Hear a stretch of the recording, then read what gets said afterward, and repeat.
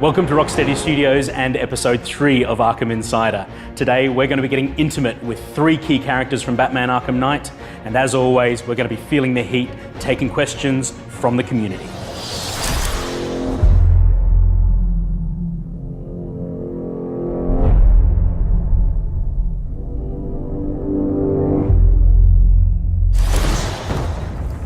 I want you to imagine a city.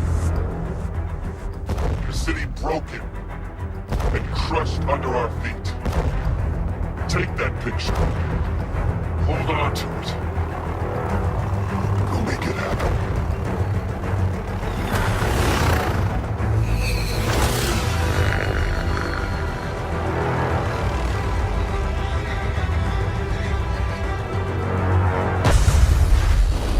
And here we are once again on the world's most comfortable couch. This time I'm joined by Rocksteady's lead character artist, Albert. Big Albert, how you doing? I'm very good, thank you very much. We're coming to the end of the production of the game. Yeah. You're looking pretty relaxed. You feeling good? Yeah, I'm feeling good. Yeah? Bring it on. I said bring on the next one. Right on. Now, as lead character artist, you have got an immense responsibility for the design of characters within the Arkhamverse. We're going to look at a few right here. The first one being the Arkham Knight, and what we know about him is he's the commander of this immense military force that has invaded Gotham City. So talk us through how the reality of his role in the game has influenced the design of him as a character. So his role in the game, like, ultimately, he works with Scarecrow to take down the Bat. Yeah. So his design was ultimately made just for that role. Yeah.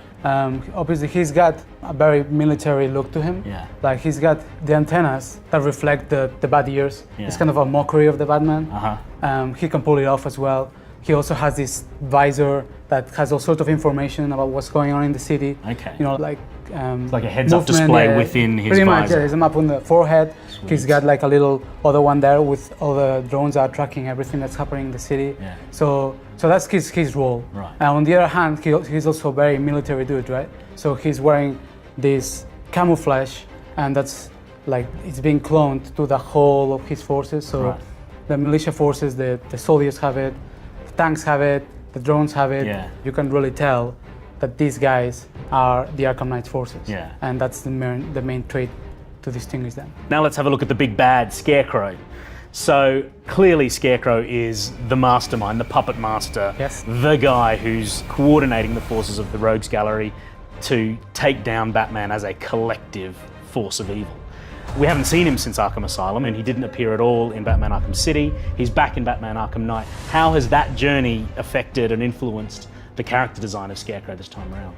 Well, Scarecrow, the message we're trying to send with this design is he's come back stronger than ever, meaner than ever. Yeah. It took ages to develop his face and the hood and the way everything works together. Like the skin is kind of melted with the rugged sackcloth, you know, Yeah. like he's got, and it's falling off with like, strings, and he's got this evil look, like almost like you cannot have a real connection with his eyes. Right. He's always keeping himself inside. Yeah. You can see he wears all the fear toxin all around him. It's like that's his armor, that's also his weapon. He kind of wraps himself in fear toxin. Yeah, and that causes so much threat, right? Yeah. Like if you take me out, well, something bad's gonna happen. Yeah. So it is very, that's pretty much it. Sweet, now let's have a look at the big man himself. Batman in Batman Arkham Knight looks like he's ready for war. Talk us through the design of the new Batsuit. Well, in a nutshell, he's ready to take out the Arkham Knight forces. Yeah. He's ready to take out the Scarecrow, and yeah, the Batsuit needs to reflect that. It needs to reflect he's more flexible, he's stronger, he can move faster, he can take all the force that it takes to glide around the city at incredible heights. So the cape has been implemented not around the rim of the cowl, but underneath the armor padding. And as you can see, the chest armor is flexible, it separates. The bat sign is still his strongest bit, as is traditional in the Batman universe, in the Arkham games.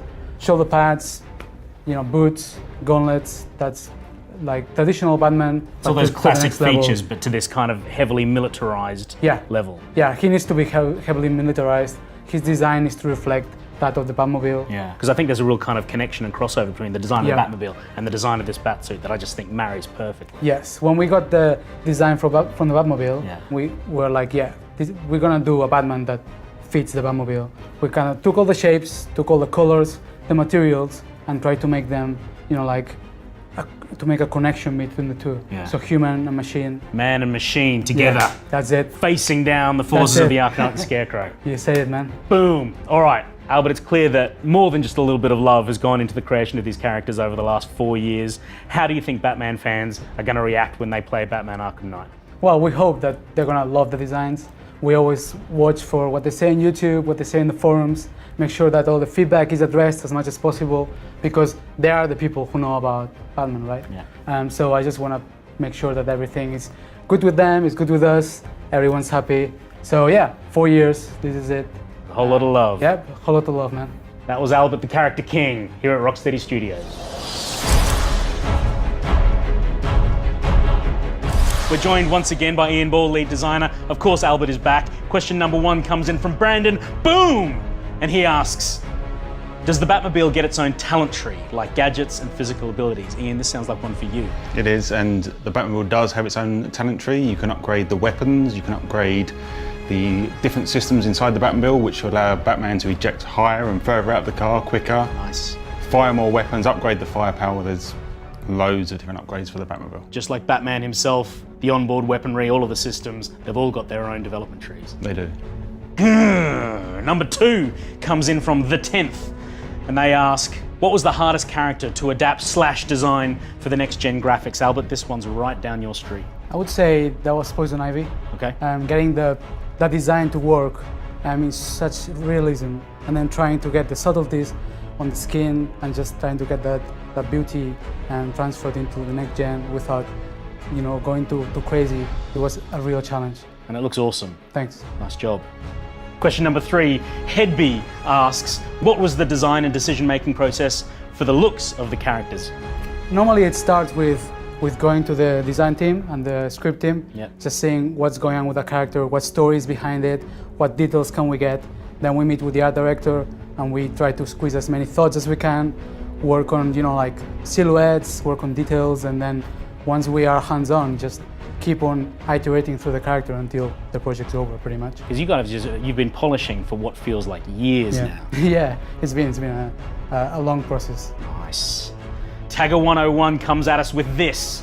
How hard was it to find a balance between Batman and the Arkham Knight ability-wise? Ian Ball. Batman and the Arkham Knight are very evenly matched. It's like the immovable object and the unstoppable force. They're clashing. Batman's got the Batmobile, the Arkham Knight has got his whole military force behind him. Something's got to give, but which way is it going to go? Thank you very much for hitting us with those. We will get around to answering each and every other question that comes in as soon as we can. I wish we could do this all day long, but we can't. That's it for this episode of Arkham Insider. Let us know what you thought down in the comments, and we'll see you next time. And until then, be the Batman.